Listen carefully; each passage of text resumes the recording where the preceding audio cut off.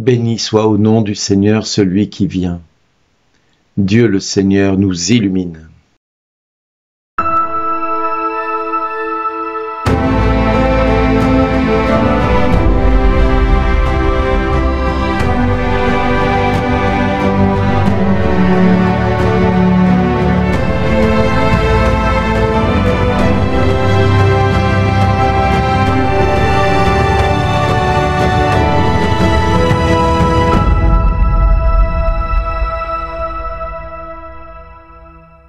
Aujourd'hui, le message vous est adressé par Bernard Dille. Bonjour les amis, je voudrais déjà commencer ces 7 minutes en vous demandant pardon. Pardon parce que ce qui était prévu d'être mis sur Internet aujourd'hui n'aura pas lieu, mais uniquement ce message. Et pour tout vous dire, un message qui n'est pas facile pour moi de vous adresser. Un message pour lequel j'aurais préféré m'en abstenir. Mais je me dois de vous le dire. Je me dois de vous le dire parce que il en va de votre vie, il en va de votre cheminement et il en va du mien également. Voyez-vous, il y a un mois, j'ai enregistré ces 7 minutes, mais c'est pas celles que vous entendez à cette heure-ci. Les 7 minutes de ce jour n'apparaîtront pas. Pourquoi ? Parce que cette nuit s'est passé un événement. Et cet événement me fait prendre conscience, alors que je n'ai pas fermé l'œil de la nuit, et qu'il est 5 heures du matin, à l'heure où j'enregistre ces quelques mots. Cette nuit m'ont fait comprendre beaucoup de choses à travers ce qui s'est passé hier. Vous êtes nombreux à me suivre, vous êtes nombreux à écouter ce que je dis tous les matins à travers ces 7 minutes. Et déjà, je voudrais vous remercier pour le temps que vous mettez à écouter ces 7 minutes.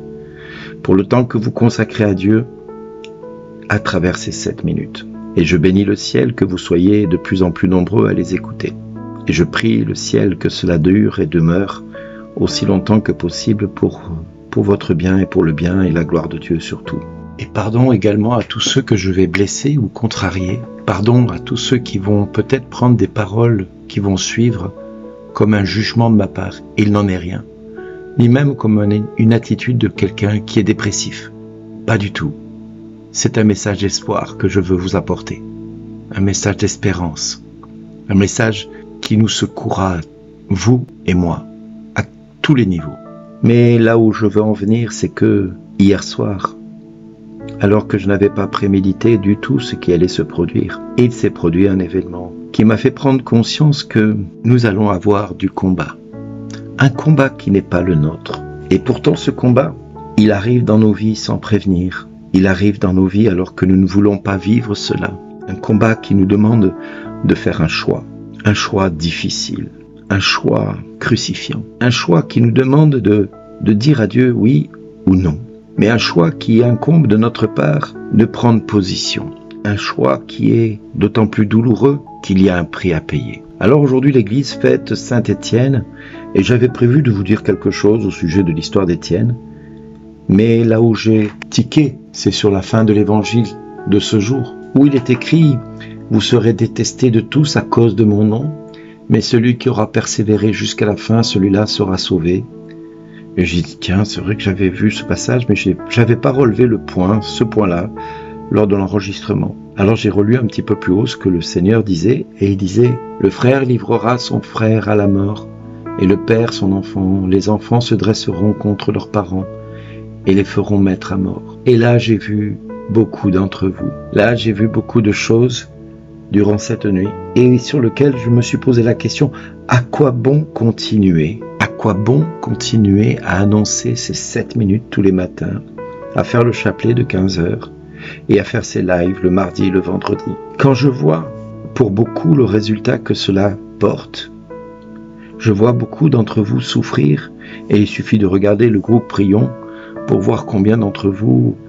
êtes contrariés, attaqués, abattus et dans lequel vous vous débattez même pour essayer de surmonter l'attaque que vous vivez. Et beaucoup d'entre vous ne trouvez pas normal de vivre ce que vous vivez. Beaucoup d'entre vous, vous êtes découragés. Beaucoup d'entre vous même vont trouver toutes sortes d'excuses pour essayer de comprendre ce qu'ils vivent. Des excuses qui soient justifiées ou non, c'est pas la question. Mais des excuses qui font que pour certains, vous imaginez que ce que je vis de mon côté est une chose et que vous, de votre côté, vous avez tout le mal possible pour arriver à surmonter la difficulté. Alors certains vont me dire « Ouais, mais tu te rends compte Bernard, tout ce que je vis depuis des années, ça fait des années que je vis cela. » Et moi je dis « Seigneur, ça fait 40 ans que je te sers. Mais quand je vois l'état de ton Église, à quoi bon Seigneur, continuer ?» Certains vont me dire « Ouais, mais tu te rends pas compte Bernard, toi tu as la chance, tu as pu voir le Seigneur pendant 5 heures. » Et moi je repense à ce que j'ai vécu et je revois ces 5 heures. Et je me dis « L'état de notre Église est tellement méprisable, misérable, tellement affreuse par endroits. À quoi bon que tu m'aies fait voir cela pendant 5 heures ?» Certains vont me dire « Ouais, mais Bernard, tu as vu tout le nombre de guérisons que tu as vu, le nombre de délivrances que tu as vécu. Toi, t'es pas esclave du diable. Le diable ne t'embête pas comme nous. Que savez-vous de ce que je vis? Que savez-vous de ce que je traverse ?» Et d'autres encore vont pas hésiter à dire « Tu sais, c'est facile de dire de faire ceci ou faire cela parce que quelque part, si tu vivais ce que nous vivons, tu ne parlerais pas comme ça. » Oui, peut-être. Peut-être que vous avez raison, peut-être que j'ai tort et peut-être que je me leurre que de croire que le miracle est possible. Peut-être qu'effectivement, je parle trop vite et que peut-être mes paroles, comme dit l'évangile de Jean, au chapitre 16, au verset 12, quand Jésus nous dit « J'ai encore beaucoup de choses à vous dire, mais pour l'instant, vous ne pouvez pas les porter. » C'est peut-être ça le problème en fin de compte. Parce que j'ai beaucoup de choses encore à vous partager. J'ai encore beaucoup de choses à vous dire. Mais à quoi bon vous les dire? À quoi bon continuer? À quoi bon persévérer dans ce combat quotidien et pour lequel 3 heures de sommeil me sont octroyées généreusement par le Seigneur pour consacrer tout le reste de ma journée à chacun de vous et au mien également. Mais à quoi bon faire tout cela au final? Quand je vois que certains d'entre vous traînaient la patte depuis des années, alors vous allez me dire, ouais, mais c'est le diable qui nous lâche pas. Je vais peut-être choquer certains d'entre vous. Et peut-être que vous allez me dire, on voit bien que c'est pas toi qui le vis. J'ai envie de vous dire, vous donnez bien au diable du pouvoir qu'il n'a pas. Vous donnez bien au diable une écoute qu'il ne mérite pas d'avoir. C'est le prince du mensonge. Il vous fait croire que vous êtes enchaîné et il détruit tout autour de vous et vous êtes persuadé que vous en êtes vous-même coupable et que vous en êtes vous-même victime. Et parce que vous êtes dans l'écoute de ce qu'il vous dit, vous êtes persuadé que c'est la vérité. Voyez, cette nuit, c'était quitte ou double pour beaucoup de choses. Et ce matin, vous entendez mon message, pas parce que j'en ai envie de vous le donner, pas parce que j'en ai le cœur à vous le donner. Et peut-être que vous le ressentez dans les mots que je vous adresse. Et pardon si je blesse certains d'entre vous. Pardon si je choque certains d'entre vous. Mais je ne peux pas vous en dire plus de ce que je vis. Mais de ce que je dis et de ce que je vis. Seul Dieu sait le poids que cela représente. Mais j'ai un choix à faire. Un choix qui doit se positionner chaque jour que mes yeux s'ouvrent. Alors le quitte ou double, il est simple. Ou je continue à faire, et tant mieux. Ou je cesse, et tant mieux aussi, quelque part. Mais qui sera gagnant dans l'histoire? Qui sera gagnant dans l'histoire? Si je continue et que cela ne sert à rien, quelque part, c'est ma gloire que je visais. C'est le résultat que je visais. Et là, je n'aurai que ma propre récompense. Et si j'arrête, je donnerai raison au diable de cesser. Je lui donnerai raison en lui disant « Tu as raison, ça ne sert à rien de me débattre et de continuer à me battre pour mes frères. » Parce que quelque part, il n'en tire pas les fruits. Alors j'ai regardé le Seigneur cette nuit et je me suis dit, Seigneur, beaucoup te cherchent en vérité. Beaucoup te prient jour et nuit, nuit et jour. Certains prient peut-être plus que moi dans certaines situations. Certains font tous les sanctuaires qui existent, font toutes les retraites qui peuvent exister, vont voir tous les serviteurs de Dieu pour que cela change dans leur vie et rien ne change. Et vous vous dites, mais Seigneur, combien de temps vont-ils supporter cela? Et à côté de ça, je vois des serviteurs de Dieu qui s'épuisent jour et nuit, comme moi, à servir ton nom et rien de ce qui se passait au jour de la Pentecôte, où Pierre annonça la parole et 5000 personnes se convertirent. Aujourd'hui, nous avons une église qui est moribonde, qui est malade. Nous avons une église faite d'handicapés, de lépreux, de boiteux, d'aveugles, de sourds, de malentendants. Nous avons une église qui est composée de personnes tellement dans un état pitoyable que même moi je me dis, mais Seigneur, est-ce que tu existes vraiment? Est-ce que nous nous trompons pas tous généreusement? Et je me dis, mais Seigneur, à quoi bon continuer? À quoi bon se battre? Pourquoi vivre tout cela? Pourquoi une telle persécution pour l'Église aujourd'hui? Et le texte d'Étienne me résonne dans mon cœur comme étant ce qui attend l'Église aujourd'hui. C'est-à-dire ce qui attend chacun de nous. Si aujourd'hui vous pensez que votre vie est une vie faite d'échecs et de merdes successives, excusez-moi de parler comme je parle. Si vous pensez que parce que vos enfants se détournent de vous, si vous pensez que parce que vos enfants malades ne guérissent pas, parce que vous-même vous êtes malade et ne guérissez pas, parce que vous-même dans la dépression vous ne voyez aucune issue, vous-même parce que vous êtes rejeté par la terre entière, vous-même parce que vous avez une rupture sociale avec toute la terre entière et que vous ne comprenez pas pourquoi tout le monde vous met à l'index, alors cette nuit j'ai compris. Oui, j'ai compris une chose. C'est ce que Jésus nous dit dans l'évangile de Jean au chapitre 16, verset 1 et suivant. Je vous parle ainsi pour que vous ne soyez pas scandalisés. Vous entendez ce que Jésus dit? Pour que nous ne soyons pas scandalisés. On vous exclura des assemblées, bien plus. L'heure vient où tous ceux qui vous tueront s'imagineront qu'ils rendent un culte à Dieu. Ils feront cela parce qu'ils n'ont connu ni le Père ni moi. Eh bien voici pourquoi je vous dis cela. Quand l'heure sera venue, vous vous souviendrez de ce que je vous avais dit. Je ne vous l'ai pas dit dès le commencement, parce que j'étais avec vous. Mais maintenant je m'en vais auprès de celui qui m'a envoyé, et aucun de vous ne me demande où vas-tu. Mais parce que je vous dis cela, la tristesse remplit votre cœur.